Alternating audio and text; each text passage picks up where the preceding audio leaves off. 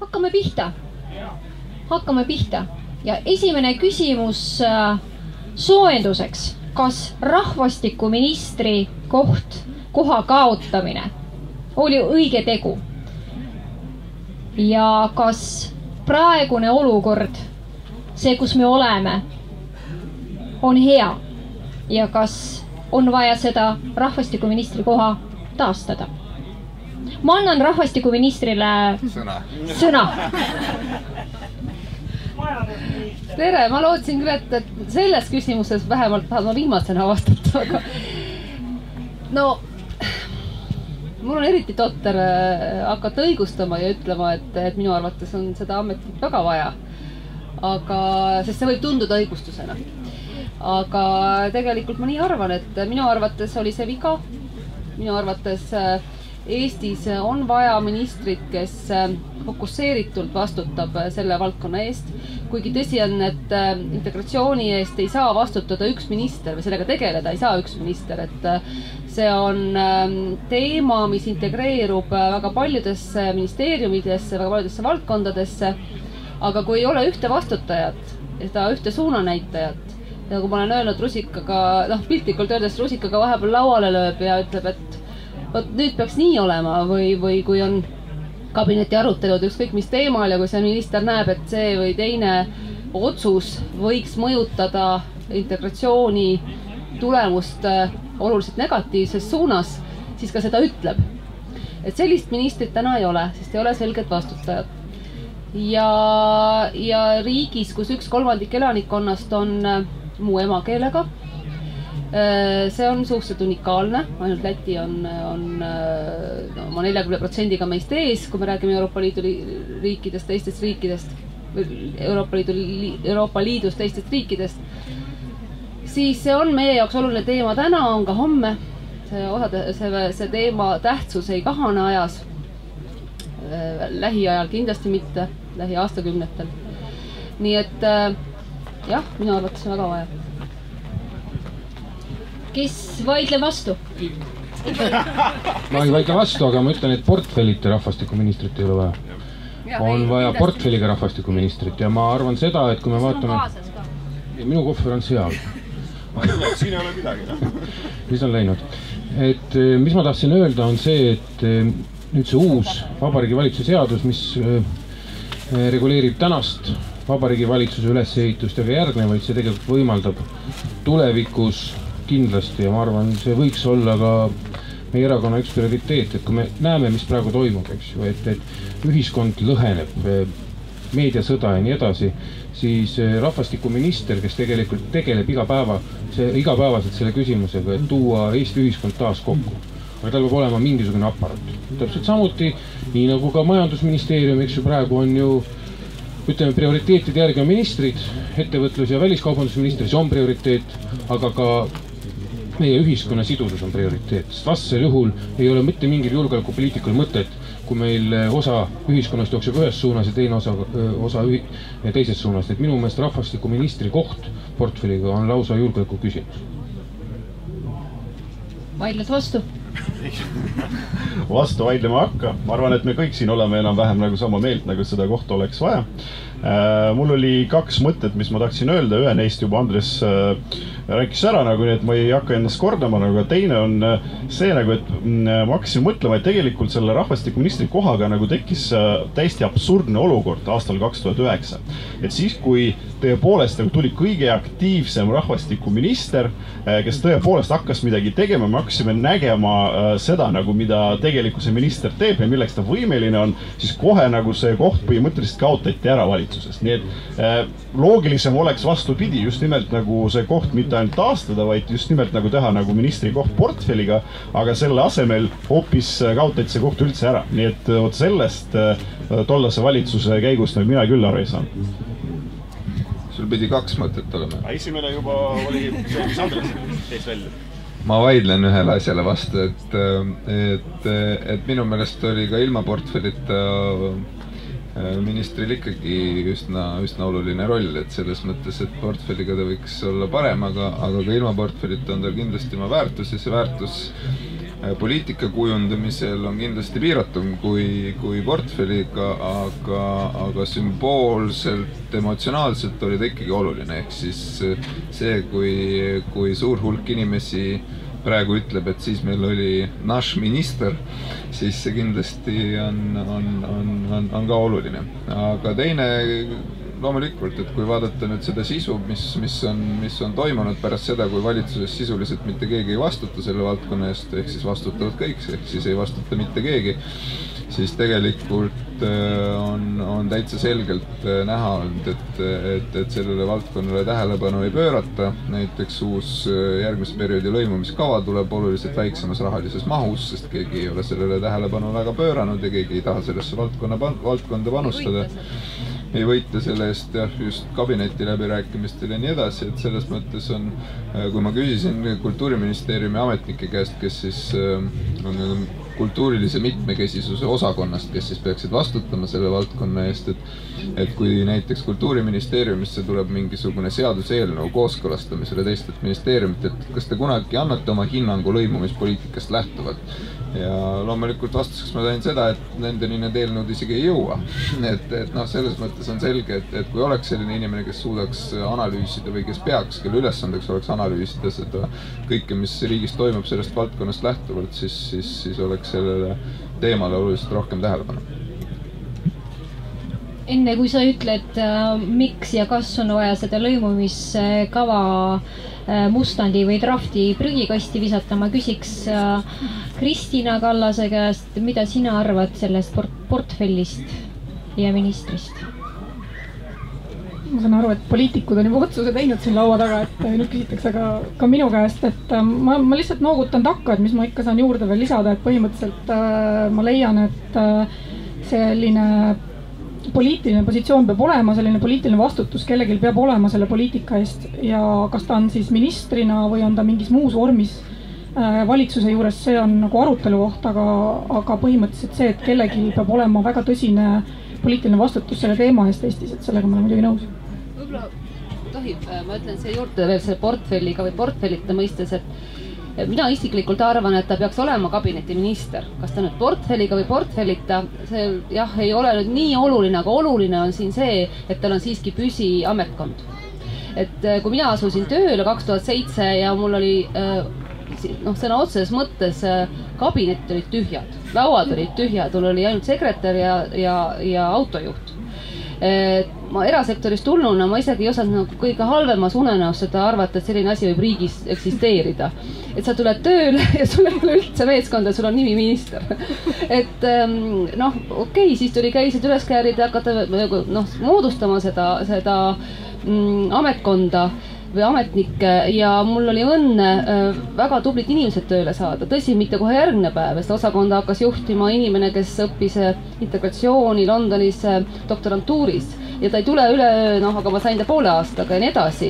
Ja kõige rohkem mul ongi kahju sellest, et mitte see, et minu töö, poliitikuna sa pead arvestama, et töö saab üks päev otsa, aga see töö just tublide inimeste näol ei saanud jätkuda ja ei saanud uut ministrit siis sisse juhatada oma töösse, et sellest on kõige rohkem kahju, et ei olnud järjepidevust ja siia lõpetuseks veel, et ma nägin oma töös, et kuna kogu aeg oli olnud niiviisi, et rahvastikuministri ametkond vahetus koos ministriga, siis tegelikult teiste ministeeriumide ametnikud ei võtnud tõsiselt rahvastikuministri nõunikke, sellepärast et nad olid poliitilised nõunikud ja kogu aeg vahetusid. Ja me nägime kurja vaeva, et meid tõsiselt hakatakse võtma.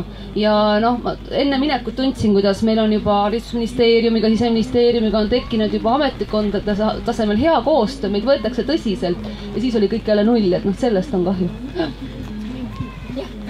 Mul tuli meelde Jevgeni jutu jätkuks, et kui tema küsis eelnõude kohta, minult küsiti arvamust siseturvalisuse arengukava kohta ja ma olin ikkagi üsna šokeeritud sellest, et sisejulgeoleku ja siseturvalisuse arengukava, mis STAK on tal ühend ühesõnaga, ei maini sõnagi lõimumist ja veel vähem kõiki määratlemata kodakondsusega isikuid ja muid probleeme, mis siseturvalisusega ka seotud on.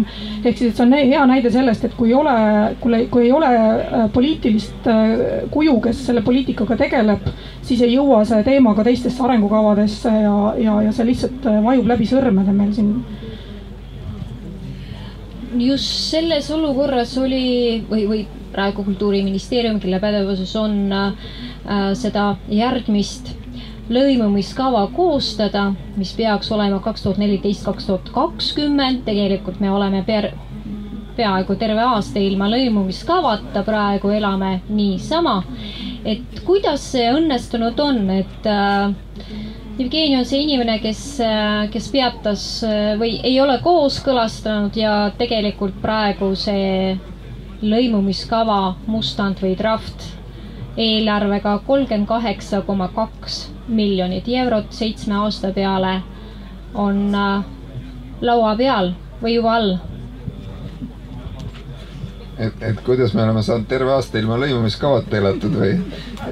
Just hästi, ma arvan, et ei juhtu Eestis suurt midagi, kui üks dokument jääb kirjutamata. Eks see on ka olnud tegelikult põhimõtteline vaidlus selles osas, et mis dokument see on. Kas see on dokument, mis seab mingisuguse strateegilise suuna ja strateegilised eesmärgid selles valdkonnas, mida me tahame saavutada, või see on dokument, mis on vajalik selleks, et täita nõuded selleks, et kasutada Euroopa Liidu vahendeid. Ja minu meelest seda esimest, et võiks taotleda seda esimest ja kui tahta taotleda lihtsalt seda teist, siis tegelikult ei ole selleks lõimumiskava vaja. Nüüd vist enam ei kuule keegi mitte midagi, aga publikut tuli juurde.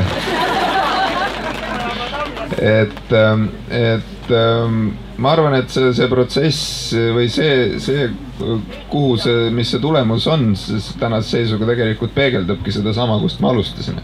Et kuna ei ole seda tugevat poliitilist tellimust hea asja järele ei olnud, sisulist soovi raha panustada valdkonda ei olnud, siis tuli tulemus nagu ta tuli. Aga vahepealsel ajal on ta seal laudade vahel tiireldes oluliselt paremaks läinud.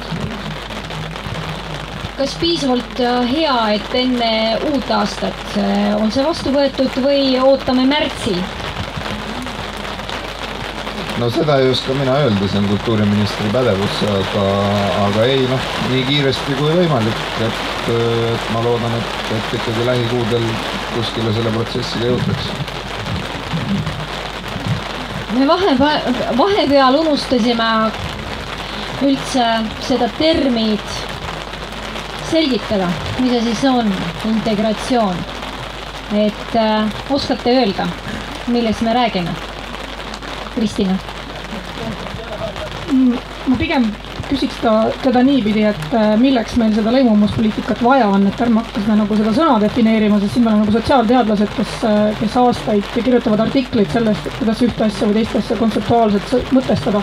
Aga et milleks meil seda kava vaja on või milleks meil seda lõimumisprotsessi juhtimist vaja on, et minu arvates nagu kõige lihtsamalt sõnastatuna on ikkagi see, et ühiskonnas on erinevate gruppide, ükskõik mis alustel need inimesed gruppidesse jagunevad, kas need on klassid, sotsiaalmajanduslik sissetulek, keel, religioon ja nii edasi, on alati huvide konfliktid, mis iganes võitlused teatud ressursside pärast, et ühiskonnas on teatud konflikt sisse kirjutatud põhimõtteliselt inimeste vahel. Ja selle lõimumispoliitika üks eesmärk on kindlasti nende konfliktide ennetamine, nende konfliktide maandamine, nende riskide maandamine, mis need konflikte tekitavad, selleks, et ei oleks ebaturvalisust, just nimelt selle turvalisuse tunde tekitamine inimeste hulgas ja võtta maha just need konfliktid, et see on see eesmärk ja need barjäärid, mis tegelikult seda konflikti ennetust takistavad. Et see on, minu jaoks on see konfliktide maandamise eesmärk ja sellest, kui maandada neid konflikte, siis tekib mingil tasandil see sidusus, millest me siis unistame. Et ega see sotsiaalse sidususe defineerimine on jälle see, et me kipume jälle sinna sellele kallal naerma, aga tegelikult ei ole ju eesmärk defineerida, eesmärk on ikkagi seada eesmärke mingitele protsessidele. Kas sobiks selline defineerimine, kui me ütleme, et integratsioon on koostöö takistuste ületamine? Kas võib nii olla? Just vaadates seda selle lõimumiskava või programmi vaatevinklist, kui on takistuseks riigikeele oskus või keeleoskus, siis keeleõppe. Kui on takistuseks see, et inimesed ei tea teineteist, ei käi koos, elavad hoopis oma mullis, siis seda. Ja kui nad ei osale, siis jälle kodanikuühiskond ütleks oma sõna sekka.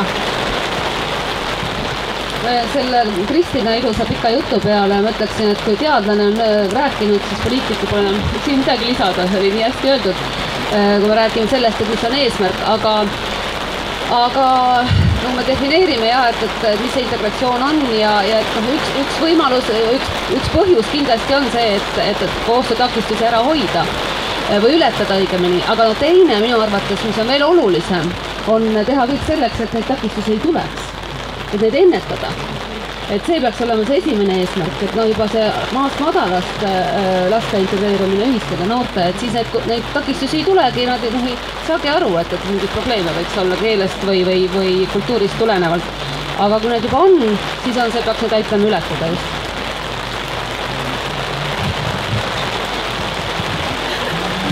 Siin kõik räägivad seda ilusat juttu, et mis asja on integratsioon, me kõik mäletame, kuidas räägitakse, et see on kahesuunaline tänav, nagu et sa ei saa olla ainult ühesuunaline ja nii edasi nagu takistused ja puha.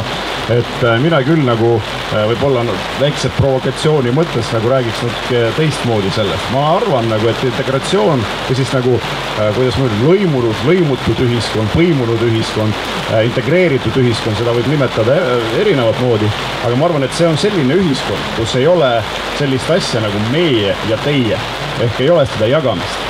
See tähendab seda nagu, et meie siin oleme üks selline lõimutud ühtne ühiskond, siin ei ole tähtis, et mis rahvusest inimene on, mis on tema emakeel ja nii edasi, aga me oleme siin selline ühtne ühiskond, mis tegutseb ühise ja ma ei tea, ilusa Eesti nimel, Eesti tuleviku nimel ja seda teie, seda just ei olegi. Sellepärast, et praegu mulle tundub nagu, et see ikka eksisteerib, see sama jagamine. Niipea kui see kaob ära ja jah, see ongi mõne võrra takistus. Kui see takistus jääb ära, siis on kindlasti see lõimumine palju edukam.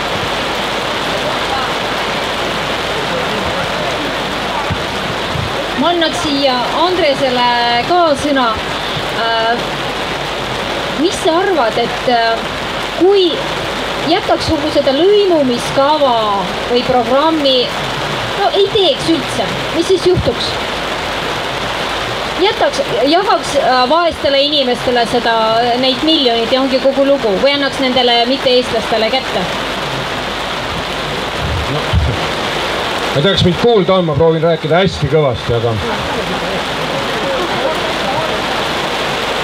et tegelikult seesama raha, millest ütlesid, 38 miljonit, selle üks eesmärk on just see, et osa ühiskonnast ei jääkski tänu sellele vaeseks, et ta ei tunne ennast selle ühiskonna liikmena.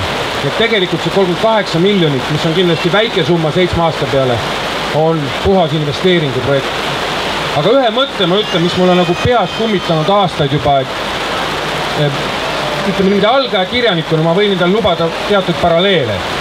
Milline ei tohi olla integratsioonipoliitika, aga mida me oleme näinud võib-olla viimase 20 aasta jooksul, on see, nagu meil köögis paljudel on, et me ei taha, et valge külmetuskapp oleks näha pruuni köögimööbli taustal. Me integreerime selle külmetuskapi selle pruuni mööbli taha. Ta ei häiri meie silma. Ja mulle tundub, et viimased aastakümned on võib-olla proovitud seda teha, et need, kes ei ole mainstream või need inimesed, kes ei ole enamuses, integreerime need niimoodi ära, et neid pole näha. Ja see kindlasti ei meeldi nendele, keda niimoodi integreeritakse. Ma ei tea, kas mu külmetuskapile meeldib olla seal pruuni seina taga. Mulle meeldib, muidu ta teeks palju kõvemat lärmi muidu. Mida tegelikult uuringud ütlevad, et mida tegelikult neid külmkapid tahavad? ma tegelikult, kui tohib enne, Natalja, kui ma sinu küsimusele vastan, ma tahaks Vadimi seisukohta natuke kommenteerida. Et minu arvates lõimumisprotsessil ei ole lõpp-punkti. Et seal ei saa olla punkt, me ei saa panna punkti sellele mitte kunagi. Ja tegelikult ei saa me ka elimineerida ühiskonnas konflikte. Neid ei ole võimalik elimineerida selles mõttes, et ma ilmselt olen sinuga väga paljudes asjades ühel arvamusel ja umbes sama paljudes asjades suga väga eriarvamusel, mis tähendab seda, et me kunagi ei elimineeri seda omavahelist eriarvamust. Ja see on ühiskonnas paratamatu, mis tähendab seda, et ikkagi jälle ma tulen tagasi oma esialgse seisukoha juurde, et lõimumispoliitika eesmärk ei ole neid arvamusi ära hävitada, sest iseenesest arvamuste paljusus on oluline, vaid pigem maandada neid riske, mis tekitavad konflikte. Et ei oleks seda konflikti, mis tekitab inimestes ebaturvalisuse tunde siin ühiskonnas elades. Eks iga inimene peaks tundma ennast turvaliselt, ükskõik mis vaadetega ja mis arvamustega ta siis on. Aga mis su küsimus nüüd oli, Natalja? Mida külmkapp tahab? Mida ta kindlasti tahab, on see, et ta ei taha, et teda sinna pruuni kapi ära peidetakse. Seda ma kindlasti arvan, et ta seda ei taha. Kui ta algselt oli valge, kui ta algselt oli ka pruun, et siis on okei.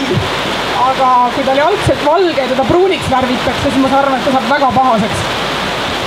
Mida tegelikult näitavad uuringud, sa oled tegelenud ja vaatanud üle kõigid integratsiooni monitooringud ja muu, et mida tegelikult, milline on sihtrühma ootus, kas seda nendele mitte-eestlastele ka vaja on, mida me siin arutame, äkki nendel on niigi hea olla?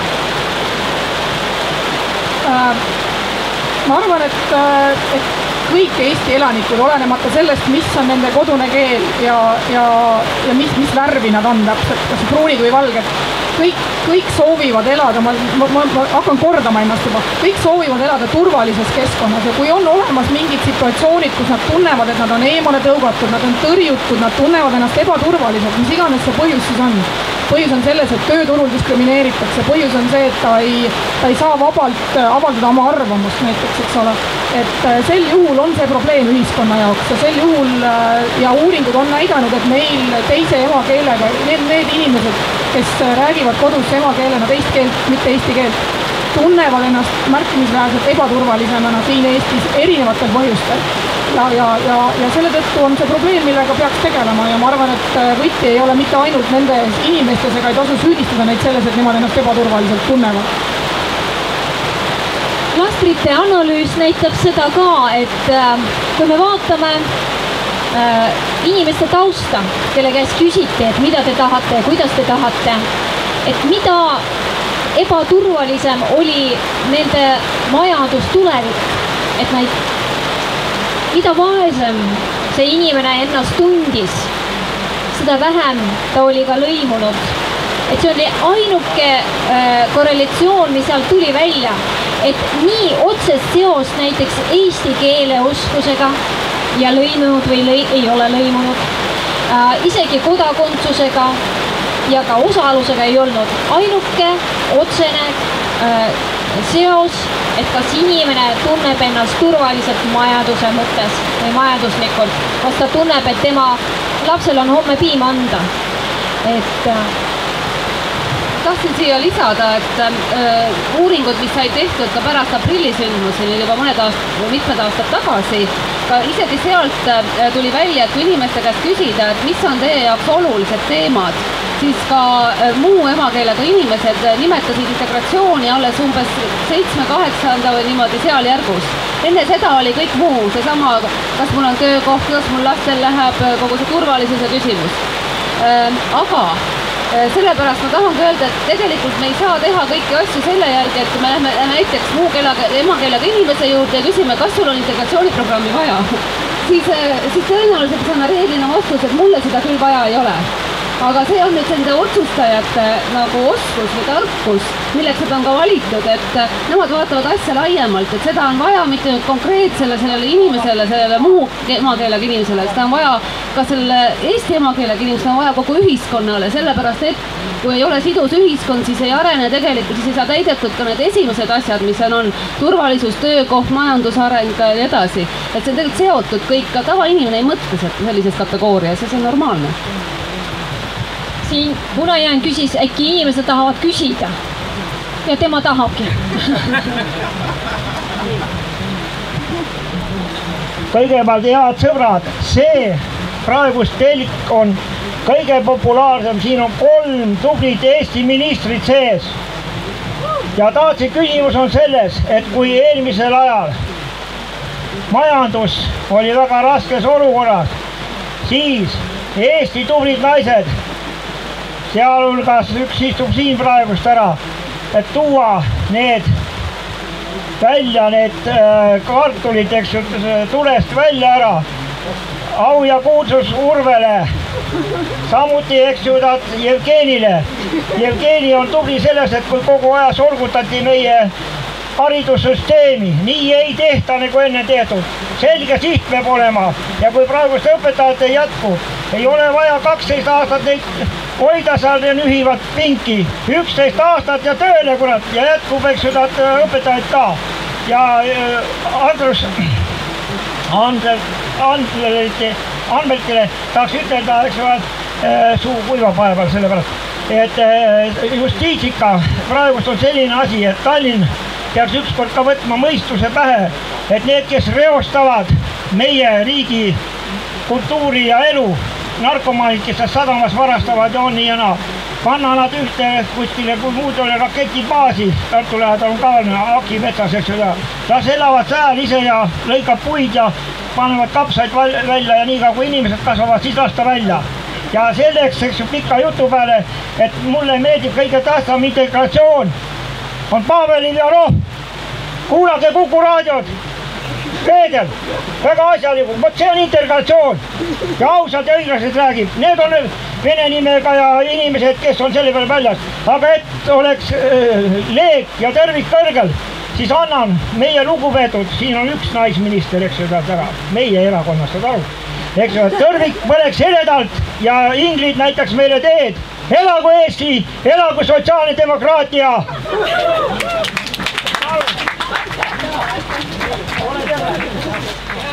Rohkem ei ole küsimusi. Kas on tõsi, et rohkem pole küsimusi? On teil äkki... Sul ei ole küsimusi. Aga jah, kohe Andrus. Andrust ei ole tänagi nii, mina olen Juhan. Et Urve Valo jutus nagu käisid paralleelselt terminid integratsioon ja sidusus, sotsiaalne sidusus. Et tegelikult peakski võib-olla sellele integratsioonile lähenema sellest sidususe vaatenurgast rohkem ja mul on tunne, et kui me räägime integratsioonist, siis me nagu alateadlikult seame esiplaanile homogeensuse saavutamise ühiskonnas. Aga tegelikult peaks olema võti ju erinevuste tolereerimises. Ja see on nagu kõige keerulisem, eks ole. Et homogeensuse taotlus on viinud meid assimilatiivse poliitikani, aga me näeme ka mitte ainult rahvusküsimuses, vaid kõikides muudes teemades seda, et ikkagi tolerantsust on ühiskonnas väga vähe. Ja see on nagu see tõkke, mille taha see lõimumine ka jääb. Aga küsida tahtsime seda, et enne eelmisi valimisi sotsiaaldemokraatidega ühines Vene erakond Eestis, et kuidas teil erakonna sees lõimumine läheb? Kes tahab vastata? Ja siia poolele. Ma hea meelega vastan. Ma arvan niimoodi, nagu Juhan ka seda asja kirjeldas, et me ei ole oma Vene liikmeid peitnud sinna pruuni ukse taha ja käime vahest kuulamas nendelt ideid. Nad võtavad täpselt samuti igapäevasest tööst osa. Ma arvan, et neid on erinevate tasemete juhatustes ja kindlasti on nende panus see, et me paremini, ütleme, Eesti pool saaks paremini aru nendest ja meie panus on nende jaoks see, et nemad viiksid seda ideed aru, et saadaks paremini aru, ütleme, Eesti poolest. Mida ma tahan öelda, see ongi tegelikult tolerantsus. Me tolereerime täielikult üksteist ja ei proovi üksteist kuhugi kapi taha lükata. Kas vastab keegi veel? aga kui puhttehniliselt rääkida, siis tõepoolest nagu need inimesed on kaasatud, kahjuks ei ole neid aktiivseid liikmeid eriti palju, aga ma arvan, nagu, et see on iga erakonna probleem, nagu, et see ladvik või tuumik, mis on aktiivne, on tegelikult mingi väike osa nagu sellest tervest liikmeskonnast. Nii et Vene erakond Eestis ei olnud selles mõttes mingi erand. Samas seesama aktiivne tuumik osalebki aktiivselt erakonna töös. Mõne inimese jaoks võib-olla oli probleemiks see, et nende eesti keele valdamistase ei olnud päris see, mis lubaks neil aktiivselt osa erakonna tööst võtta. Ja selle me lahendasime niimoodi, et kuskil pool aastat tagasi umbes, ütleme täpsemalt märtsikuus, oli moodustatud Sotsiaaldemokraatlikus erakonnas selline,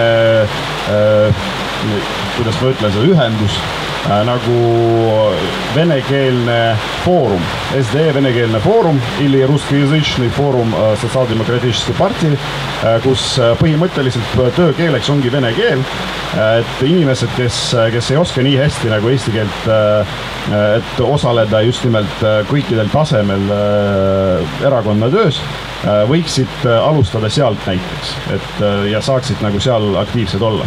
Nii et töö käib ja mina küll ütleks, nagu, et need inimesed oleksid kuidagimoodi kuskile peidetud. Ma tahaks kommenteerida seda esimest poolt, mis puudutab sallivust, et ma olen täiesti nõus, et tegelikult kui me seda integratsioonist räägime, siis nagu Vadim ka enne ütles, et kahepoolne protsess ja nii edasi, aga sisuliselt integratsioon väga suure hulga inimeste jaoks Eestis tähendab sisuliselt assimilatsiooni ja sisuliselt seisneb eesti keele selgeks õpetamises venelastele, punkt. Ja siis on teine siis aspekt on sinna juurde tulnud, seda arvati tükk aega, et õpetame vene keele neile selgeks või taome selle pähe või mis iganes, eesti keele selgeks ja siis saab kõik korda ja nüüd on leitud, et mõni on ikka selline, et keele on selgeks saanud, aga ikka ei ole see päris õige. Et siis on see teine grupp sinna juurde tekkinud, aga sisuliselt ega see suhtumine on ikka, minu hinnangul seda tüüpi. Ja selles mõttes ma olen täiesti nõus, et küsimus on laiemalt ühiskondliku sallivuse kasvatamises ja see ei puudutagi ainult rahvusküsimust, vaid puudutab ka kõike muud. Küsimus on üks suur teema, millele siiani ei ole üldse tähelepanu pööratud, on tegelikult võrdse kohtlemise edendamine ja see taaskord ei puuduta mitte ainult teise emakeelega inimesi, puudutab puuetega inimesi, naisi ja mis iganes. Ja see on küsimus, mis tegelikult on probleemne nii venelaste kui eestlaste seas, kui vaadata siin mõningaid muid teemasid, nagu näiteks kooseluseadus ja nii edasi. Ehk siis tegelikult mulle tundub, et see on pigem see võti, mille kaudu võiks sellele küsimusele hakata lähenema.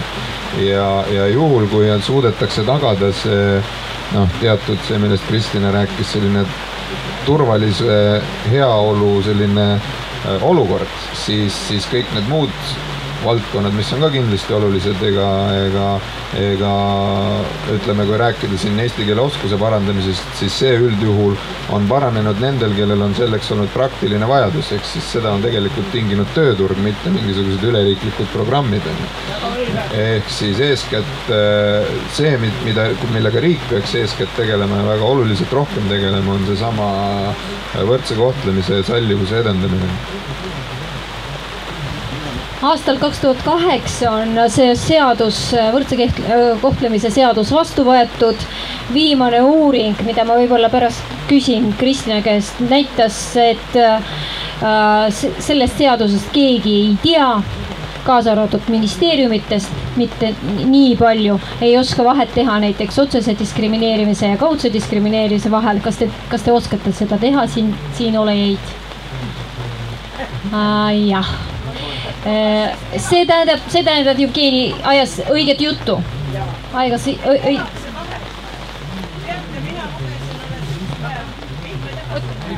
muide ei kuule ju.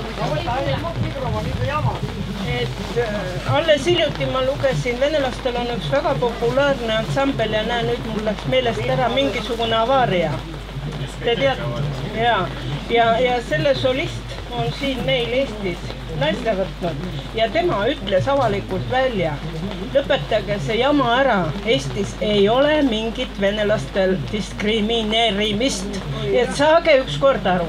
Ma olen vana inimene ja vaat mina seda küll ei tunneta ja minu sõbrad ei ole ka seda tunnetanud ja kes tahab siia ise ennast integreerida, see õpib ka keele ära. Minu meelest seesama Ossinovski, no jumal, ilus noor mees ja räägib kõiki keeli, nii kui ta on tahtnud seda, aga vägisi ei saa meie mitte kedagi kuskile vedada.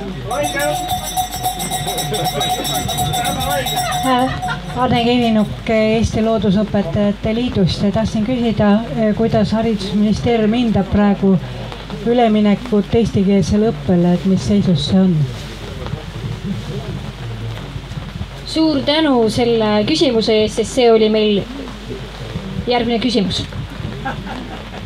Aga see esimesele küsimusele vastates, et kui vastu küsida, et kumba te peate tõenäolisemaks, et kas see venekeelne inimene, kelle tööpuuduse risk on umbes 2 korda suurem ja kes keskmiselt teenib 20% vähem tööturul kui eestlane. Oodake palun, et kuidas, jah, tõenäoliselt Saaremaal ei ole üldse lõimumisega probleeme, et selles mõttes, et ei, kohad on väga erinevad, aga et kumba te tõenäolisemaks peate, kas see inimene, ehk siis see venekeelne inimene tunneb diskrimineerimist või teie siis eesti emakeelegana inimesena tunnete seda diskrimineerimist paremini?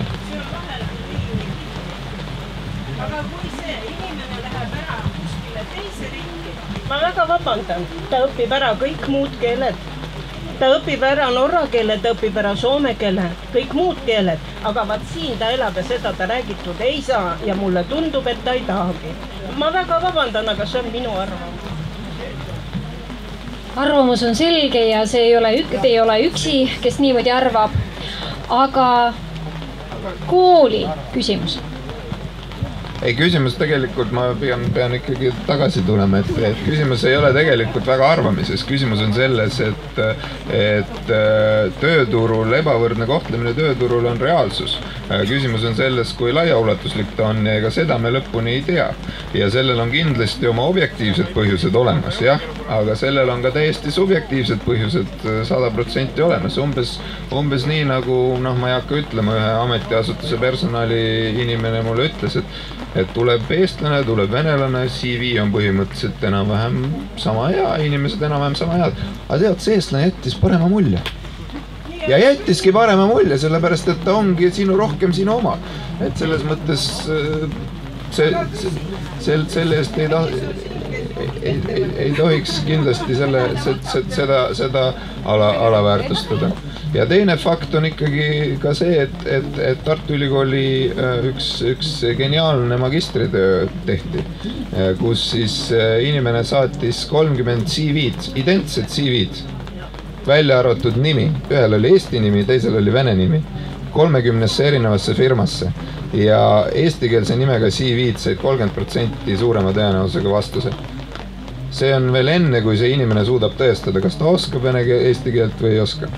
Aga selle venekeelse kooliga me vist räägime veel tund aega, kui me seda... Küsime Ennu käest, et on see reaalsus, mitte eestlaste diskrimineerimine tööturul? Ma ei tea, mul on raske võib-olla olla täpne, aga väga paljude ettevõtjatega suheldes ja ettevõtlusorganisatsioonide nii-öelda juhtorganites istudes ma pean ütlema, et täna, ma ei saa öelda, mis toimub tegelikult Narvas või võib-olla Kohtla-Järvel, kus on natukene teistsugune keelekeskkond. Aga Tallinnas näiteks eelistatud on täna tööle võtmisel see nii-öelda noorema generatsiooni venelane, kes räägib nii vene keelt, eesti keelt ja ka inglise keelt. Igal juhul väga paljud ettevõtjad on öelnud, et täna eestlaste miinus, eriti see puudutab teenindussfääri, kus vene keele oskus on miinus. Me peame arvestama, et Tallinnas siiski elab 40% muukeelseid inimesi. Ja mina näen küll seda, et ütleme, et ettevõtjana, et mina eelistan tegelikult seda, kes kõiki keeli räägib.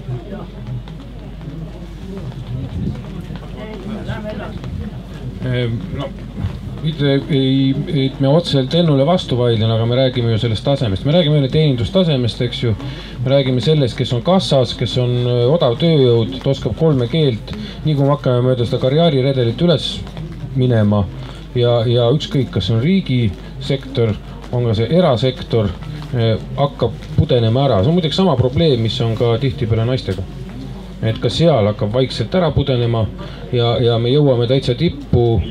Seal me väga tihti ei leia naisi ja ei leia ka teiste rahvuste esindajaid. See ongi selline kaudne diskrimineerimine, ma isegi näen. Võib-olla kõik on nagu korras, kõigil on ühesugused tingimused ja läheb nii edasi ja nii edasi. Ja ma lihtsalt ühe asja veel selle sallivuse kohta ütleks, et lihtsalt ühe mõtte, kui ta meelest ära läheb, sest selle juurde me tagasi tuleme ja kohe sukeldume haridusse. Aga mis mina näen, mis on tegelikult Eesti riigi ja sealhulgas Eesti poliitikud üks asi, mis võiks ära teha, aga kus kokkuleppele jõuda on väga raske, on see, et mittesallimist kasutatakse poliitilise lavana, sest see on kõige odavam. Kõige odavam poliitpropaganda on vastandamine. Ja teine asi, tulemus on sellel see, et inimestel on väga, ütleme niimoodi, massidel tihtipeale on sellise propaganda küüsis tekib selline alalhoiu instinkt, mis on tihtipeale ilma mingi põhjenduseta, et kui me kellelegi, ükskõik mis grupile, kas on teine rahvusgrupp, kas see on näiteks mingi seksuaalne vähemus, kas see on mingi usugrupp, et kui me neile anname mingisuguse õiguse juurde, siis nagu teine, see suurem kaotaks midagi ära. Et kuigi tegelikult püüame selle poole, et võrdsustada, aga selline massipsühhoos on, et nii kui me neile midagi juurde anname või mingi vabaduse õiguse, siis see nagu tuleks meie küljest. Mitte see, et ta tegelikult viiks seda edasi, seda sallivust tõstaks ja vähendaks seda ebavõrdset kohtlemist. Läks tuliseks. Ma tegelikult tahtsin repliigi korras öelda seda, et oma perekonnast, et mul on suured lapsed, kes on 25 ja mõni aasta peale, kes on lõpetanud ülikooli ja oma nii-öelda haridustee läbi käinud. Nad õppisid gümnaasiumis siis, kui vene keelt gümnaasiumides ei õpetatud. Nad valdavad päris mitut keelt ja täna omal käel õpivad vene keelt, sest nad täna kahetsevad seda, et neil seda võimalust ei antud, kui nad käisid gümnaasiumis. Nii ta on. Samal ajal ikkagi, kui me vaatame ettevõtteid, siis me näeme Eestis on ikkagi juhtkonnade kaupa on eestikeelse juhtkonnaga ettevõtted ja venekeelse juhtkonnaga ettevõtted. Et seesama klaaslagi kus eestikeelne juhtkond on, siis on see klaaslagi selle vene emakeelega noorele või ka spetsialistile, et sealt läbi saada. Aga teenindajate hulgas, jah, näeme me mõlemat emakeelt ja tõsi on, et järjest rohkem on isegi eelistatum teenindaja valikul see, et vene keelt oskaks.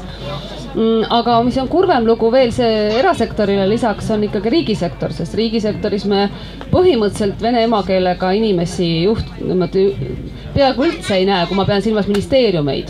Ma jätan politseiametid niimoodi reatöötajad välja, aga räägime ministeeriumide ametnikest, siis on ikkagi reeglina on eesti emakeelega juhtkondadest rääkimata ja üks on kuskil öeldi.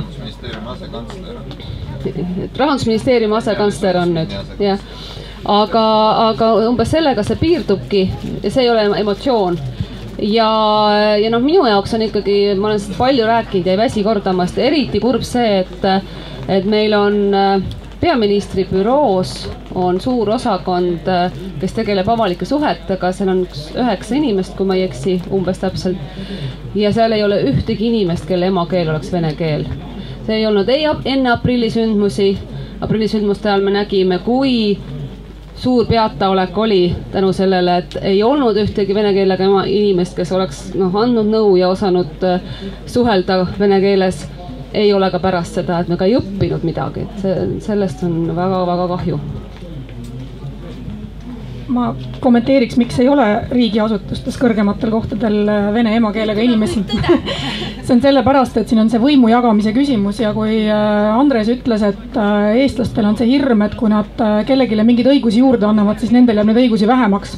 Et see on selline sina võidad, mina kaotan mäng ja sellist mõlema poole võidumängu väga ei nähta.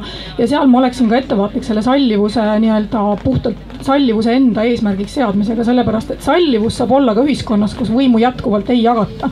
Ehk siis, et ma olen jätkuvalt võimupositsioonil, ma sallin sind küll, tolereerin täitsa, olen poliitiliselt korrektne, aga ma ikkagi suga võimu ei jaga. Mis tähendab seda, et see sallivus ei saa olla eesmärk omaette, sest seal tekib ikkagi see oht, et ta ikkagi ei muuda seda balanssi ühiskonnas. Ja selle tõttu integratsiooni eesmärk, sallivus on üks vahend, kuidas sinna jõuda, aga eesmärk on ikkagi selle sidususe tekitamine, milles on võimu jagamine ja selle nii-öelda ühtse ühiskonna tekitamine, mitte erinevate gruppide. Nii et praegu on ikkagi võim rohkem selles mõttes eestikeelse kogukonna käes ja väga raske on seda võimu neil jagada ükskõik kellega siis. Ja nüüd lõpuks kooli küsimus. Katida. Aitäh, ma tahtsin ühe väikese kommentaari teha, et ministeeriumitega on asi veel hullem. Küsimus ei ole, et tippjuhtide hulgas ei ole või et peaministri büroos ei tegele kommunikatsiooniga, ei ole ühtegi venekeelset inimest.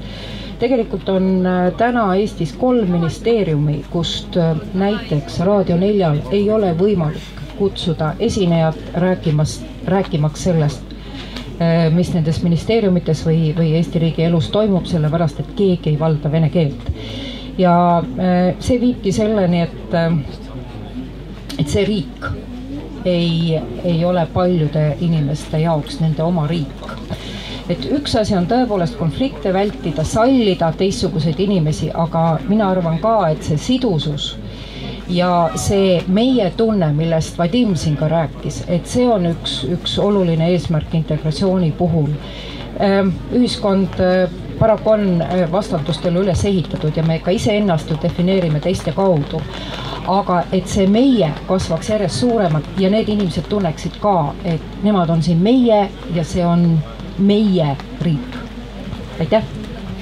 Ja Andresele nii palju, muuseas ka 20 aastat tagasi ma juhtusin ka selle integratsiooniga tegelema, mitte keegi ei arvanud, et valge külmkapp tuleks pruuni sisse peita. Aga juhtus nii. Said. Aga juhtus nii, et ta sinna jõudis lõpuks. Läheme siis edasi, ütleb Mune Jaan, et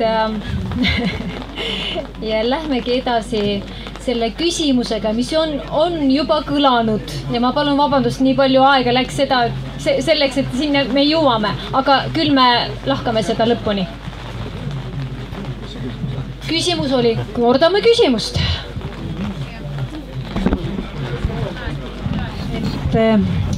Mõlemad rühmad elavad erinevas infoväljas, et kuidas te hindate üleminekut eestikeelsele õppele või kuidas see koolis läheb? Kas 40-60 on õige otsus? Oli ta 2004 vastu võetud, et kõik gümnaasiumid on Eesti gümnaasiumid, kus on 60%, siis antakse õppetööst käib eesti keeles. Ja mis seis on praegu? Praegu on 2014. No see infovälja küsimus on muidugi oluliselt laiem kui ainult kui kooli küsimus, aga põhimõtteliselt on ju selge see, et või ma ei tea, kas on selge, aga mina olen öelnud seda, et venekeelne kool peab Eestis saavutama 2 eesmärki, ta peab tagama heal tasemel aineteadmised ja ta peab tagama heal tasemel eesti keele oskuse. Ja tegelikult on probleeme mõlemaga. PISA testid näitavad näiteks seda, et venekeelsete koolide tulemused on kehvemad kui eestikeelsete koolide tulemused. Ehkki venekeelsete koolide tulemused on paremad kui Venemaa koolide tulemused. Nii et see on kindlasti rõõmustav, aga põhimõtteliselt on ikkagi et see on üks teema ja teine teema on muidugi erakordselt madal eesti keele oskuse tase põhikooli lõpus ja noh, siis edasi tegelikult ka gümnaasiumi lõpus ei ole seal millegi üle väga rõõmustada, et kui põhikooli lõpus seal noh, B1 tasemele teeb eksami ära natukene üle poole inimestest, siis noh, see on keskmine, et kui me sinna allapoole otsa lähme, siis see on ikka üsna masendav seis. Nii et need eesmärgid on selged, küsimus on, kuidas neid kõige paremini saavutada. Ma arvan, et see olukord peaks olema selles mõttes diferentseeritud, et erinevates kohtades on võimekus ja võimalus eesti keelt selgeks saada erinev. Narvas põhimõtteliselt piirdub eesti keele rääkimise kontekst sisuliselt väga paljudele gümnasistidele ainult selle sama kooliga, mis on kindlasti väga erinev olukord näiteks sellest, mis on Tartus, Pärnus või mõnes muus linnas, ka Tallinnas. Seejuures näiteks ka Tallinnas on eesti keele oskuse tase erakordselt madal koolides, ehkki nii-öelda keskkond on olemas, nii et päris ainult keskkonnast see ka ei sõltu. Ja mina üldiselt arvan kahte asja, et esiteks et sunnimeetodid üldiselt tekitavad rohkem vastandumist ja negatiivset emotsiooni, kui nad toovad kasu. Ja teisest küljest ainult kunstliku eesti keele keskkonna loomisega tegelikult ei suuda me saavutada neid eesmärke, ehk siis kui venekeelne õpetaja peab venekeelsetele lastele õpetama eesti keeles ajalugu näiteks, et noh, see tulemus on hariduslikus mõttes kaheldav ja keelelises mõttes, ma arvan, ei anna ka väga palju juurde. Nii et üldjuhul on selge, et on koole, kus ainete õpetamine eesti keeles on läinud üsna hästi ja on tegelikult andnud väga palju lisandväärtust ja on koole, kus see niimoodi kindlasti olnud ei ole.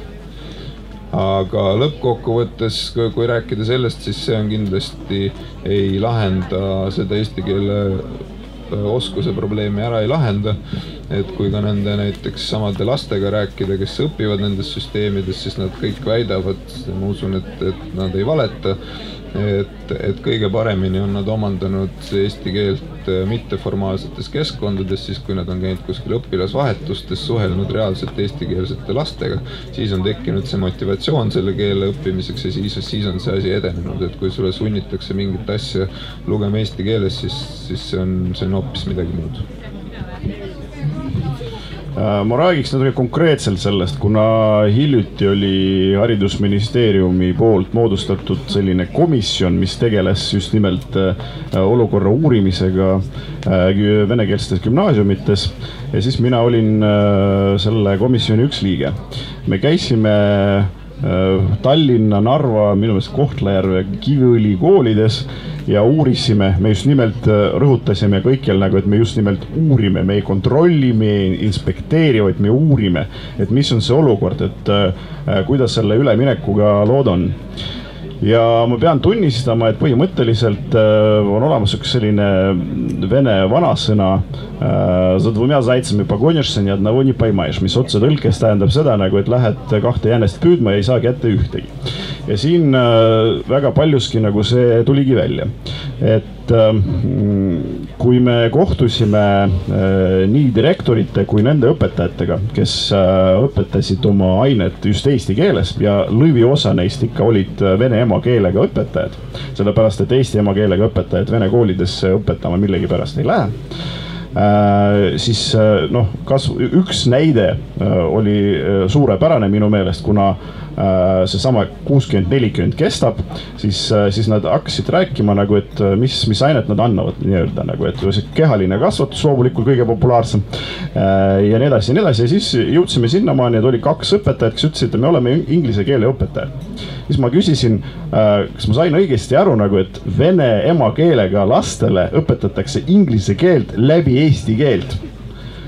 ja siis nagu ma vaatasin selle direktori poole, kes oli selline noor entusiastlik Eesti rahvusest naisterahvas, kes ütles nagu jah, me saame aru nagu, et see on absurd, aga saage ka meist aru, me päästame niimoodi keemiat ja füüsikat. Vot see, kuidas ma kuulsin, et me päästame midagi, siis ma sain aru nagu, et tegelikult on midagi väga viltu. Sellepärast õppeprotsess ja haridusprotsess ei saa olla ju päästmine, see peab olema nagu ikka ainete andmine. Et õpetajad peavad nagu midagi saama, keegi ei pea midagi päästma seal. Ja noh, teine näide teisest koolist oli see, et jah, seal on 60-40, seal inglise keel ikkagi antakse seda nagu vene keeles. Aga näiteks me külastasime sellise õppeaine nagu karjääriõpetus.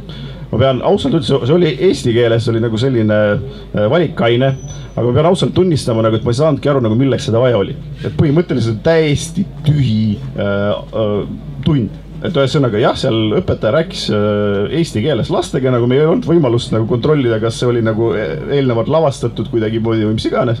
Aga iseenesest nagu ma sain aru, et see lihtsalt luuakse mingisugused täiesti mõttetud ained selleks, nagu, et õpetada neid just eesti keeles, et sama 60-40 kehtiks, mis on jällegi täiesti absurd. Et nähes kõike seda, nagu mul tuligi selline mõte, et kui meie eesmärk on ikkagi see, et lapsed, venekeelsed lapsed, eestikeelsed lapsed kooli lõpetades oskaksid nii eesti keelt kui ka neid aineid, nagu mis neil vaja läheb, siis kindlasti me peaksime midagi siin nagu muud moodi tegema. Sellepärast, et praegu ei õpi nad ei üht ega teist minu meelest.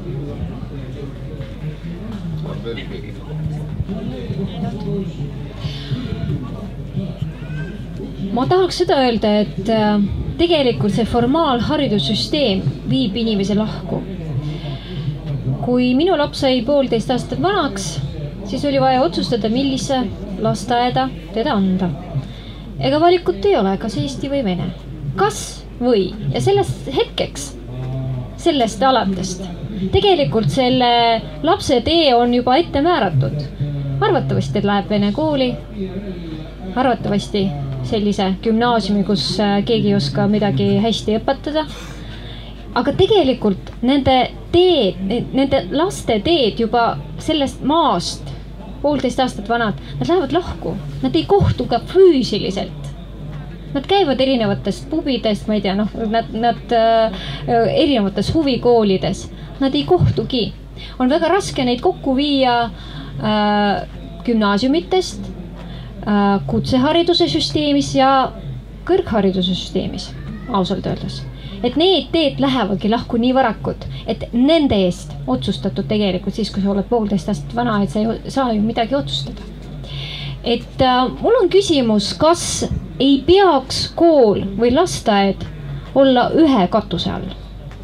Ma mõtlen, et see keel või need rühmad, nad võivad olla erinevad. Aga ühe katuse all, et ei pea sa otsustama. Ja sel hetkel, millal laps omandab seda keelt ühte või teist piisavalt, ta lihtsalt õpib edasi sel keelel. Mina pean vastama. Sina vastad, jah? Arvamusfestivali. Äkki küsin, mis sina, sa ei tea, millist kooli sina lõpetasid, kuule? Mulle see teema on südamelähedane, kuna ma alustasin tegelikult koolide Taseri keskkoolist, mis on täpselt selline kool, kus on eesti ja venekeelne osakond, aga nad on ühe katuse all. Ja seejärel mina olen algusest peale Eesti koolis õppinud, nii et algusest kuni lõpuni. Kas keegi arvab, kuidas teile tundub, kas inimesed on vaja ühe katuse alla kokku viia? Jah, no selles mõttes justiitsministrina võin öelda, et ühes kohas nad on ühe katuse all kõik vanglas. Ei vanglas. Aga kui nüüd natuke tõsisemaks minna, siis lasteaia tasemelt ma ei näeks küll mingit probleemi. Ma arvan, see on Skandinaavias väga levinud, et kui sa tahad mingit erilist lasteaeda, mis ei toimi siis selles riigikeeles või midagi sellist, veel mingit erinevat, sa pead sellest maksma. Kohalik omavalitsus kutsubki kõik lapsed kokku ja seal ta siis kõige paremini minu meelest alustab seda integreerumist, ta saab selle keele selgeks. mina sain vene keele selgeks, sellepärast mul õues olid kõik vene lapsed ja poisid, tüdrukud ja sealt ma selle sain. Aga nii, et juhtuks seda, vaata, Natalja, sa ütlesid väga hästi, et lähevad eri teed. Ma lihtsalt oma praktikast ütlen ka koolijuhina, kes ei tea, et ma olen töötanud 5 aastat politseikolledži direktorina. Et seal me panustasime väga palju selleks, et need inimesed taas kokku viia. Me otsisime eelarvest vahendid, mis tegelikult oleks pidanud tulema läbi haridussüsteemi. Me kutsusime vene noored sisuliselt pool aastat ennem seda Paikusele, et nad õppisid selles Paikuse kooli sees, mitte veel politseinikuks, õppisid selleks, et sulanduda siis nüüd, kui nad lõpuks jõuavad sisseastumiskatseteni. Ja see on tegelikult topelttöö, see on metsik raha raiskamine, sest see maksis mitte vähe, seda ma ütlesin muust õppeprotsessist, et tagada selle sama, et need saaksid kõik pärast 2 aastat või 4 aastat koos õppida. Kuidas ta peaks olema? Mis asi sa mõtled? Et ei oleks sellist raiskamist, et nad oleksid valmis tulema koheselt peale kooli. No ütleme, see ei tule läbi gümnaasiumi, siin Jevgeni ütles väga õieti, ma ütleme sellisest haridusest olen suhteliselt kaugel, aga puhtalt inimlikust aspektist ma arvan seda, et täitsa normaalne peaks olema see, et juba põhikooli lõpetades on see keel täitsa normaalselt suusa. Siin on riigil väga palju ära teha, kuidas me seda keelt õpetame, kas me teeme seda Potjomkini külana või me teeme seda sisulise koolitusena. Sest ma ise mäletan seda, et mina alustasin peaaegu 40-60 ei olnud, aga 20-80 inglise keele õppimist Nõukogude ajal 21. keskkoolis, kus siis juba 20% ainetest olid inglise keeles. Meil õppejõud, nii imelik kui see ei ole, aga Nõukogude ajal olid lõpetanud Birminghami ja Oxfordi. Ma ei tea, kust nad sinna said meile, miks nad spioonid olid, aga ma sain sealt just tänu sellise klaari, selge inglise keele, ma sain sealt inglise keele selge. Mina olen alati arvanud ja arvan ka täna, et ega muud head lahendust ei olegi see, kui lapsed on koos. See, kui on ühe katuse all, sellest veel ei piisa, et peab ühes klassis olema. See, kui on ühe katuse all venekeelne ja eestikeelne nii-öelda tiib, sellest ei pruugi üldse aidata. Need on ka olnud, ma olen räpinast näinud ja nad ikka ei suhtle omavahel. Aga nad peavad olema koos, lasteaias koos, koolis koos. Ma ei tea, kas on värskemaid uuringud, aga ma tean, 4 aasta taguseid olid sellised, et 1/3 venekeelse emakeelega lapsevanematest tahaks panna oma lapse juba täna eestikeelsesse kooli, aga ei pane sellepärast, et 2 tingimust peab olema täidetud. Esimene, et nad sooviksid, et oleks abiõpetaja lapsele, nad ise ei oska aidata, et esimeses klassis laps saaks hakkama. See on tegelikult kõige odavam viis riigi jaoks seda garanteerida, kui hiljem inimene keelt ei oska. Ja teine, et selle lapsel oleks võimalik siis selles koolis õppida oma emakeelt, vene keelt fakultatiivselt valida, et ta seda ei õpi koos eestikeelsete lastega, et see emakeel ka säiliks. Need on 2 väga lihtsat asja. Ja tõsi, seda saab praktiseerida enamuses Eestis, välja arvatud Narvas. Seal see segalasteaed või kool, kahjuks ei tööta, sellele ei ole lihtsalt võimalik segada. Aga muud head lahendust, kus me räägime, et noored on koos, nad kasvavad koos, nad mõistavad üksteist, keel tuleb ilma selliste vägisi meetoditeta lapsele saab selgeks. Mina teisi häid lahendusi ei näe ja mujal maailmas on see väga tavaline, et ongi, et lapsed on koos, eraldi koole tegelikult pole olemas. Me ei näe neid.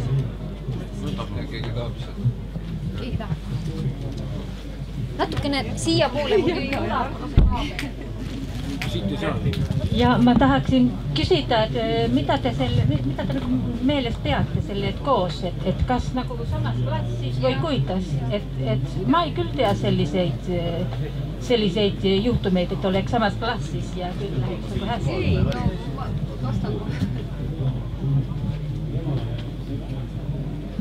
Vastupidi, mina ei tea ühtegi riiki Euroopas, mis oleks, et riik finantseerib näiteks, võtame, ma ei tea, mitte ainult Euroopas, võtame, ma ei tea, Rootsis Euroopas, võtame Ameerika Ühendriigid, kus oleks olema riigi poolt finantseeritud muukeelsed koolid, kui see on selle riigi keel.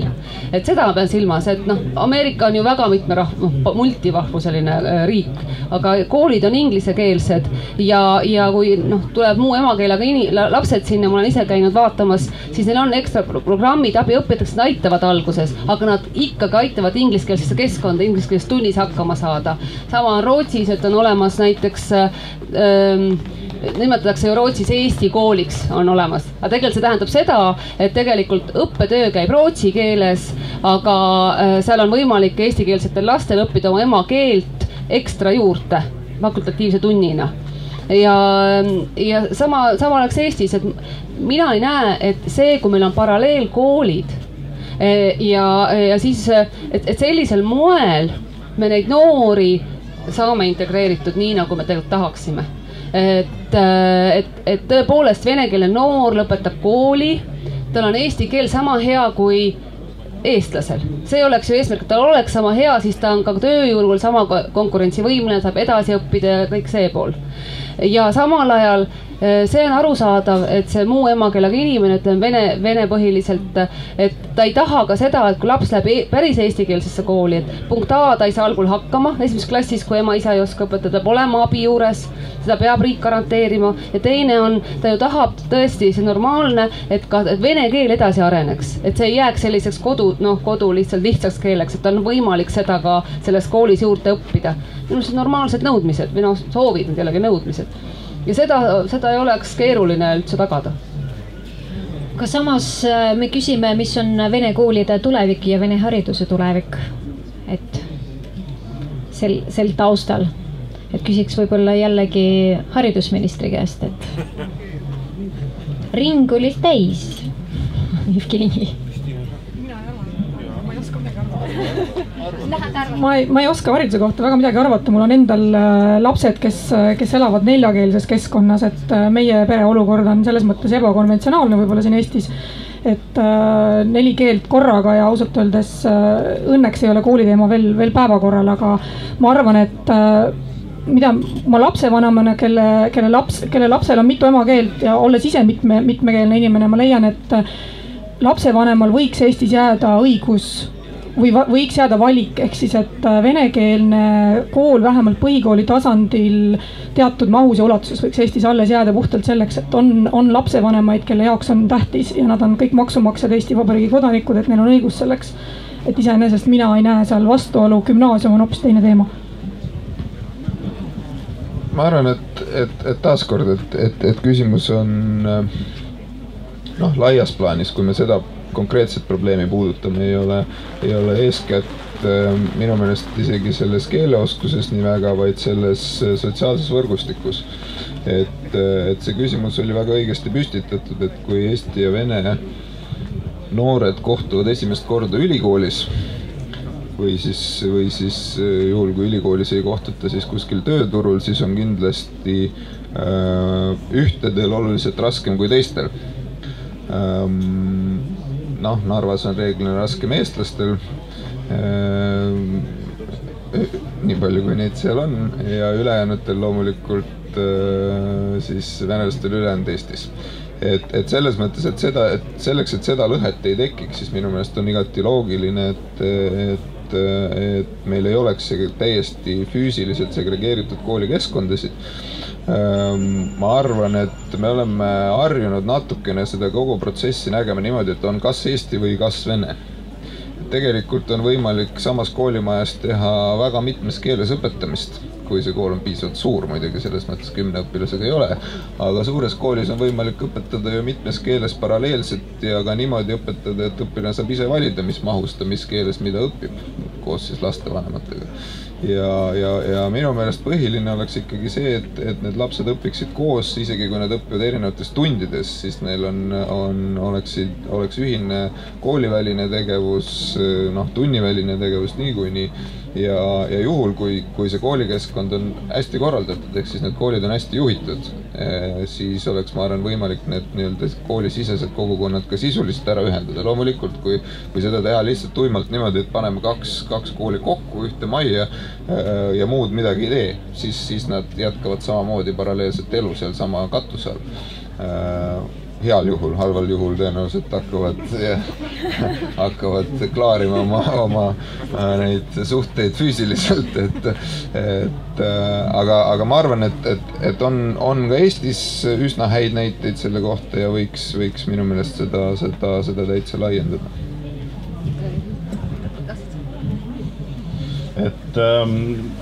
mulle väga meeldis, mida ütles Kristina, nagu, et tõepoolest peab valikuvõimalus olema. Omal ajal nagu ütles seda minu jaoks esimesena Andres, kes ütles, et tõepoolest nagu peavad olema nagu Eesti koolid, kui vanemad tahavad nagu oma last nagu Eesti kooli saata, nagu siis loomulikult peab riik aitama esialgu eesti keelega, pärast võib-olla isegi vene keelega. Kui vanemad tahavad, et laps ikka õpiks vene keeles, siis las ta õpib, siis nad ise teavad nagu, mis edasi saab, sellepärast et siis jah, aga loomulikult see kohustus loomulikult säilib nagu, et kooli lõpetades peab laps oskama nagu eesti keelt nõutud tasemel, ütleme nii. Ja siis võib olla tõepoolest mingi segakool, kus ongi Eesti-Vene nii-öelda segamini. Samas, kui rääkida ja miks nagu see võiks olla, nagu Urve ütlesin, nagu, et maailmas nagu ei ole eriti pretsedent, aga samas sina ütlesid eelnevalt, nagu, et meie oleme siin põhimõtteliselt sellises unikaalses seisundis, nagu Eesti ja Läti, nagu seda eriti maailmas ei kohtu. Nii et võib-olla nagu tulebki leida mingi selline unikaalne, eksklusiivne lahend sellele. Mis puudutab neid lasteaedu, siis ma arvan, et seal on kaks hirmu. Eestlastel on üks hirm, venelastel teine. Eestlastel on see hirm, kui ühes rühmas nende lastega on kas või 2 venelast, siis kõik lapsed hakkavad kohe vene keeles rääkima. See on juba selline vana hirm, me kõik teame seda ja ma arvan, et see on natuke ikkagi üles puhutud, et tegelikult see päris nii ei ole. Ja venelaste hirm on see, et lapsed lihtsalt unustavad vene keel ära põhimõtteliselt. Nii et see nii-öelda vene identiteet kaob ära. Ja ma arvan, et see on ka nagu natuke liialdatud, aga samas loomulikult riik peaks siin tagama, et neid asju ei juhtuks. Ja tegelikult juhul, kui need segalasteaiad töötavad niimoodi, nagu me siin mõtleme praegu, siis tegelikult see lahendab seda probleemi, millest Sten näiteks eelnevalt rääkis. Et kui noored eestlased jõuavad tööturule, siis nad hakkavad põhimõtteliselt kaebama, nagu, et eelistatakse venelasi, sellepärast, et nad oskavad vene keelt. Nad oskavad eesti keelt, vene keelt, inglise keelt, mina oskan inglise keelt, eesti keelt, aga vene keelt ei oska. Ja see lahendab seda probleemi, sellepärast, et siis nad oskavad vene keelt, nad ju kogu aeg suhtlevad oma vahel. Suhtlevad venelastega ja siis nagu niipea, kui kõik eestlased, kõik venelased nagu oskavad nagu 3 keelt nagu, või siis vähemalt nagu eesti ja vene keelt, siis ma arvan, nagu, et see lahendab väga palju probleeme, ka sealhulgas ka tööturul. Ühe väikse repliigi ma lihtsalt väga väikse repliigi ütlen, et mul on huvitav vaadata oma eakaaslasi, kellel on, ütleme, paljudel on üks põlvkond lapsi on juba kooli lõpetanud ülikoolis, eks ju, ja nendel paljudel on õnnestunud minna uuele ringile ja on noored lapsed ja nad jooksevad mööda Tallinnat ja Harju maakonda ringi ja otsivad oma Eesti lastele vene lasteaias kohti. Siis nad ütlevad, et see nende eelmine lastepõlvkond on vene keeles suhteliselt ilma ja nad otsivad paaniliselt, et saaks vene lasteaed. See on väga huvitav tendents. Mina võtsin oma lapse jälle venekeelse lapsehoidja ja ta räägib ainult vene keeles temaga. 1,5-aastane ütleb mul isa kohta täda. Aga mul on tore, et mulle tundub, et lõpuks läheb diskussiooniks ja vaidluseks ka, sest mina tahaks nüüd natuke vaielda Kristinaga, kes ütles, et ikkagi võiks olla võimalus põhikool vähemalt vene keeles Eestis on olemas ja lapsevanemad otsustavad. Tundub okei. Aga ma käisin hiljuti Narvas, andsin ühiskonnaõpetuse tundi eliitkoolis seal, Pähklimäe gümnaasiumis, gümnasistidele. Ja nad ei olnud võimelised minuga eesti keeles rääkima. Ja toredad lapsed ma ei taha, sest et ei taha, et halb mulje jääks praegu, aga see ei olegi lasteviga ja laste probleem, et nad ei ole, see on Eesti koolisüsteemi probleem. Et lapsed ei olnud võimelised, muidugi said midagi aru, aga gümnaasiumis võiks juba juleta eesti keeles ikkagi saada hakkama ka rääkida. Nad õpivad veel, jah? Eesti keeles õpivad, lausa see, just, appi. Ja kus ma tahtsin jõuda ja siis arutasime nendega ühiskonna teemad ja küsisin, mis neil plaanis on tulevikus teha ja loomulikult selles eas seal 10-11 klass ikka ära, Eestist ära. Ja sellepärast nad ütlevad, et ega neil eesti keelele väga palju tähelepanu ei pööra ka, et nad nagunii lähevad ära. Ja ma ei hakanud moraali lugema, aga ütlesin niiviisi, et teate, et täna te mõtlete, et tahate igal juhul ära minna. Kui te natuke saate vanemaks, siis see võib muutuda. Äkki te tahaksite siia jääda, leiate toredat töö ja pere ja nii edasi. Ja kui te täna eesti keelt ei õpi, siis te võtate endalt selle võimaluse ära siia jääda. noh, te saate küll jääda, aga te ei saa siis nii hästi hakkama, noh, te ei saa edasi õppida töökohtade ja kõigega, kui eesti keel ei ole hästi selge. Et ma soovitasin selles valguses õppida, et äkki ikka läheb vaja, et ei võtaks endal ühte teed tulevikus ära. Aga mis ma tahan sellega öelda, on see, et vaat kui see lapsevanem otsustab, et jah, ma panen oma lapse venekeelsesse kooli, sest et mulle tundub see õige ja ongi okei, kui läheb siit minema, et mulle see ühiskond ei meeldi. Ma natuke forsseerin praegu, siis ta otsustab lapse eest ju teeb väga karmi otsuse sellega tänases seisus, sest täna on tõesti nii, et kui venekeelne laps lõpetab venekeelse põhikooli, see keeletase, no on häid näiteid ka, nagu haridusminister ütles, aga kahjuks kui üldistada, siis see tase on suhteliselt kehv ikkagi. Ja see ei ole enam lapse valik. See on olnud, see on noh, süsteemi viga, et niimoodi saab üldse Eestis lõpetada põhikooli ja riigikeelt mitte osata. Ja see maksab lapsele kätte, ühiskonnale ka. Meil vist ei õnnestu ikka vaielda, selles mõttes põhimõtteliselt ma olen sinuga nõus, minu seisukoht on see, et loomulikult kui see põhikool täna ei võimalda eesti keelt või no nõue on B1, mis on naeruväärne, siis minu argument on see, et kui me jätame selle põhikooli alles, aga me ikkagi reformime seda nii nagu Jevgeni ja Vadim rääkisid, et see tuleb sealt põhikoolist ikkagi väga hea eesti keele oskusega noor, siis ei ole sellel probleemi, et see põhikool on vene keele õppega. Kahjuks ei tule täna. Nii ja siit tuleb saalis meile küsimus, ma palun, et natukene lähemale. Aga selle poole me vist püüdleme või kuidas? On tegelikult küsimus veidi teisel teemal, aga mis minu jaoks haakub lõimumisega. See puudutab kodakondsust. Ma lugesin Andrei Ivanovi intervjuud, kus küsiti ta käest kodakondsuse kohta. Ma sain aru, et tal ei ole ei vene ega eesti kodakondsust. Ja ta ütles, et nii lahe on olla üleilmastuvas maailmas tegelikult hallipassi omanik, et see tundus mulle eriliselt cool tegelikult ja moodne mingis mõttes. Ja ma mõtlesin, et ma võiksin sellega ennast identifitseerida küll.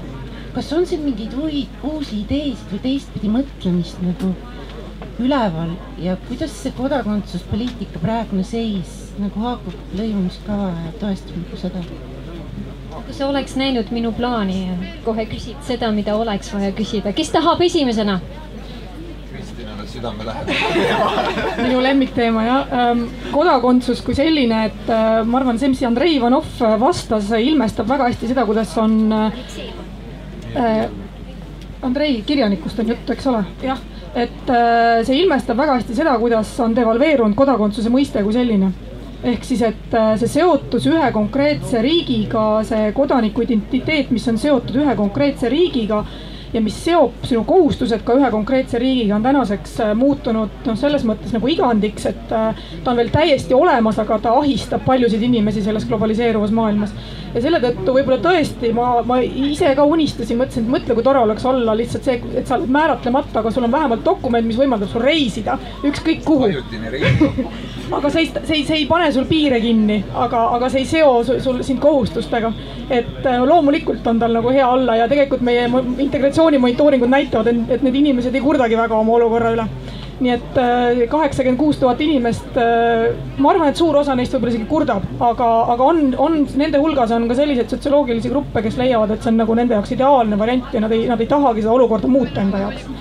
Aga kodakondsuspoliitika väljakutsed on meeletult suured ja see debatt, mis Eestis on viimasel aastal toimunud nii topeltkodakondsusest kui ka sellest, et kas inimesel on võimalik üldse kodakondsust anda ilma, et eelmist kodakondsusest lahti ütleks.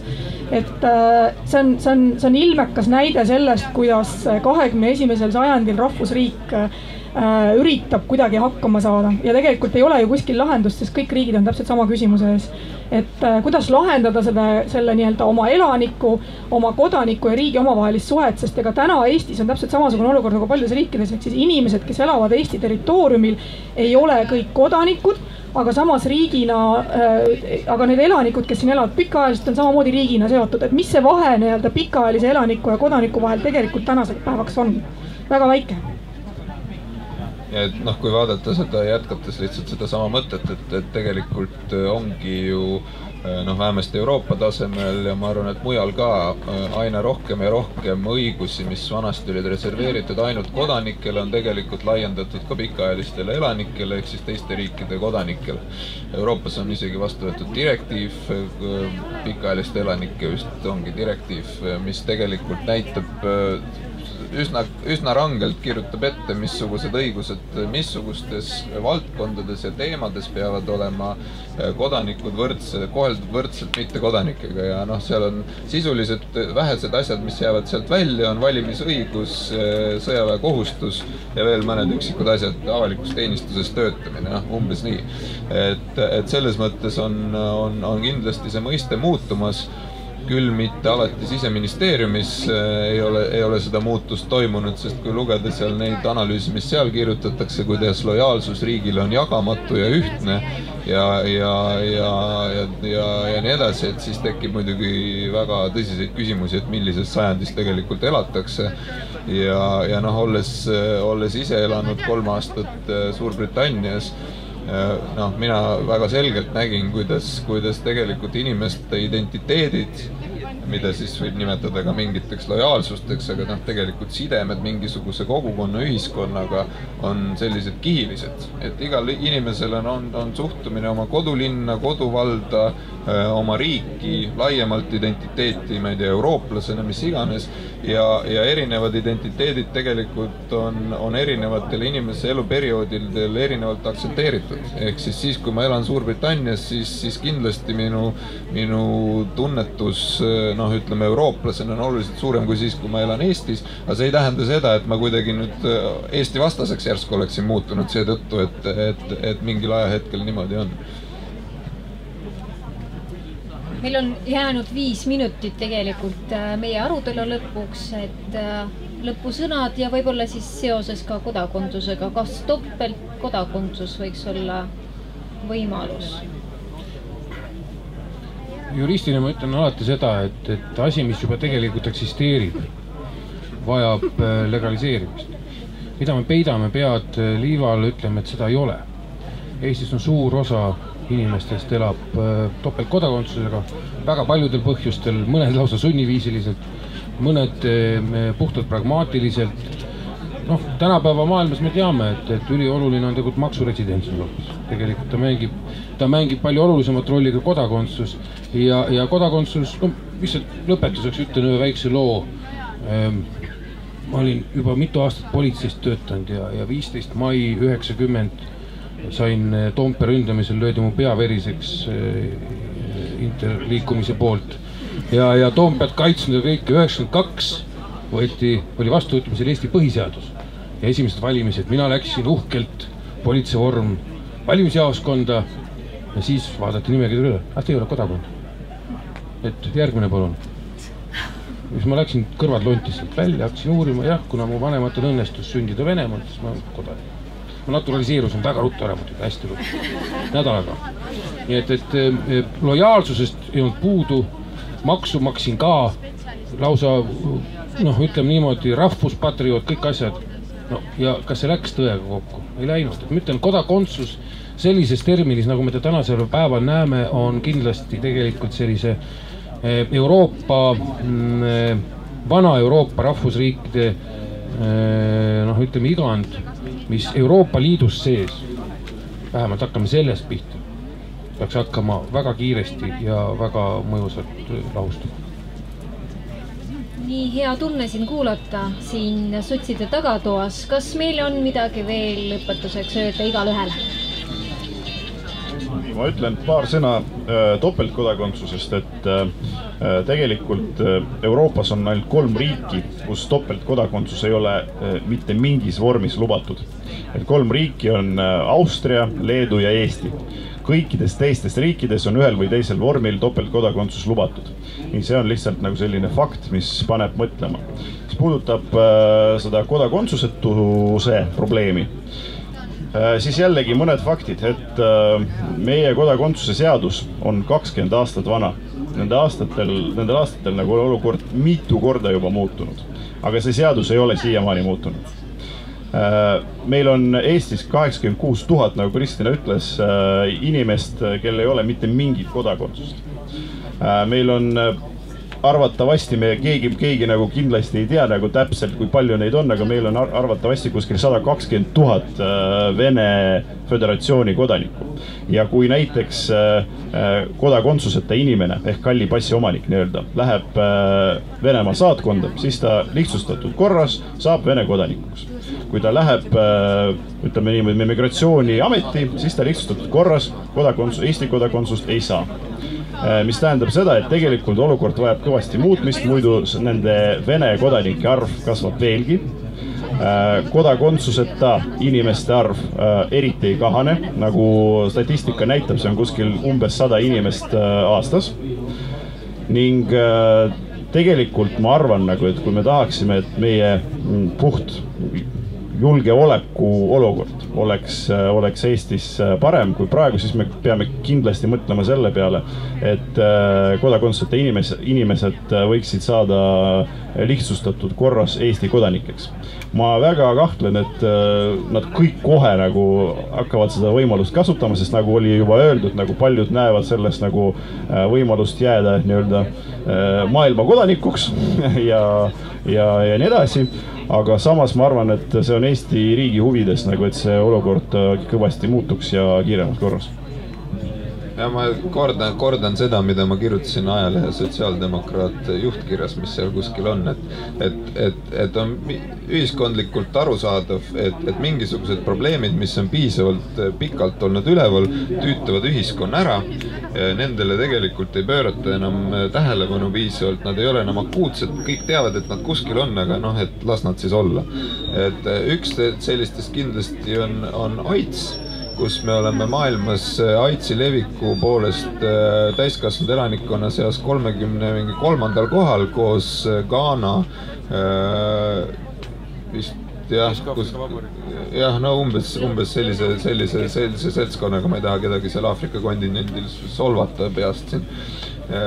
Ja järgmine Euroopa Liidu liikmesriik on umbes 50 korda allpool meist on Läti, kus on 2 korda väiksem.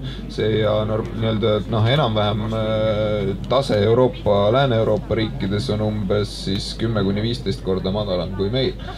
Ja kõik teavad, et see meil on. Ja oleme küll seal tipus ja nii edasi, aga tegelikult mida on tehtud? Mitte midagi ei ole tehtud olukorras, kus vahepeal meditsiin on jõudnud nii kaugele, et HIV tegelikult ei levi, kui teda ravida. Ehk siis kui need süstivad narkomaanid saaksid kõik piisavalt ravi, siis HIV ei leviks. See probleem kaoks meil 20 aasta pärast, oleks meil 0. Ja ma arvan, et kodakondsusetus on natuke sarnane lugu, et selle poolest oleme me maailmas natukene kaugemal või natukene veel rohkem tipus, et enne meid kodakondsuseta arvu poolest on seal sellised riigid nagu Süüria, Myanmar, Tai, Iraak, mõned veel ja Euroopas Läti on meist natukene kõrgemal. Aga kui mõelda Läti välja arvata, siis kõikidel ülejäänud riikidel on väga selged ja reeglina sõjalised põhjused, miks need asjad niimoodi on. Ehk siis riigis, 21. sajandi Euroopa Liidu liikmesriigis, mis ei ole külmutatud konflikt, fakt, et meil on 7% elanikest on ilma kodakondsuseta, on minu arust häbiväärne ja see tuleks ära lahendada. Ja kodakondsusest rääkides lühidalt, mina olen isiklikult ka seda meelt, et mittekodanikud, kes ei ole siiamaani ju võtnud Vene kodakondsust, kuigi see on väga lihtne, täidad ainult ühe avalduse ja saadki Vene kodanikud, nad ei ole seda teinud. Ma arvan, et see on juba piisav näide sellest, et nad on Eesti riigile lojaalsed ja minu arvates nad võiksid saada lihtsustatud korras Eesti kodanikeks. Minu isiklik arvamus. Kristjan arvab samuti sedasama. Ma määratlemata kodakondsusega isikute kohta tegelikult väga midagi arvata hetkel ei taha, aga ma tahtsin öelda, ma arvan pigem seda, et järgmised aastad näitavad meile seda kodakondsusdebatti tõsist kerkimist, sest kui see on 20 aastat on vaikus olnud ja tegelikult on teema, mis on üles tõusnud, aga kahjuks mitte selle tõttu, et kõik Eestis väga muretseksid määratlemata kodakondsusega isikute või Vene kodanike pärast. Pigem sellepärast, et Eestis on kasvamas Eesti kodanikest topeltkodanike arv ja sealt tulenevalt on see debatt üles kerkimas. Ja huvitav asi, millest täna küll rääkinud, on seesama e-kodaniku mõiste, mis on seotud selle maksuresidentsusega, millest Andres rääkis, et põhimõtteliselt see on nüüd see näide sellest tänapäeva kodakondsuse arusaamisest, et inimesel on riigiga riigiga mingi suhe, mis on seotud kas maksudega või poliitilise suhtega, aga Eesti küll laiendab oma maksuresidentsidest kodanike arvu, aga ta ei anna kodakondsust nendele inimestele, kes on siin sündinud. Ma lihtsalt ütlen Jevgeni selle pingerea, kus on see kodakondsuseta inimeste arv on, eks ju, Süüria, Iraak, ma olen seal ise tööülesannetes viibinud, seal on kodakondsus usu küsimus, äkki meil on ka religiooniga seotud. Teeme suure aplausi. Kas või sellepärast, et meie siin osalejad, diskussiooni osalejad, isegi siis, kui vihm enam ei saja, auditoorium on väga suur. Suur tänu!